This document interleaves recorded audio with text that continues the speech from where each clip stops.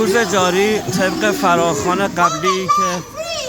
داده شده بود برای توماج صالحی مقابل سفارت جمهوری فاشیست اسلامی، عده‌ای از فعالین سیاسی تجمع کردند و فریاد آزادی برای توماج صالحی، سپیده قلیان و زندانیان سیاسی دربند میدن. هنگامی که دوستان شعار زندانی سیاسی آزاد باید گردد و یا توماج صالحی و سپیده قلیان آزاد باید گردد، هنگامی که این شعارها سر داده میشه، تعداد کوچکی که انگشت شمار هستند از حامیان آقای رضا پهلوی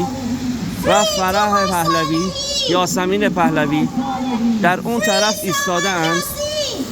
و شروع به شعارهای که هیچ ربطی به آزادی زندانیان ندارد می‌داند. اگه دقت بکنید این طرف میگن سپیده قلیان آزاد باید گردد و هنگامی که این شعارها سر داده میشه، اون طرف به علت اینکه شعارها به سفارت نرسه و علت اینکه این شعارها به هیچ عنوان صداش بلندتر گفته نشه، افرادی که اون طرف هستند با سر دادن شعارهای مخالف مانند کینگ رضا پهلوی یا چیزهای دیگه مانع میشن که هیچ گونه شعاری از این طرف به سفارت جمهوری اسلامی نرسه. یعنی در واقع هنگامی که فریاد توماج صالحی آزاد باید گردد سر داده میشه، اونا اون طرف شعارهای ارتجاعی که یاسمین پهلوی در اینستاگرامش منتشر میکنه مانند مرگ بر فاسد و خیلی مسائل دیگر رو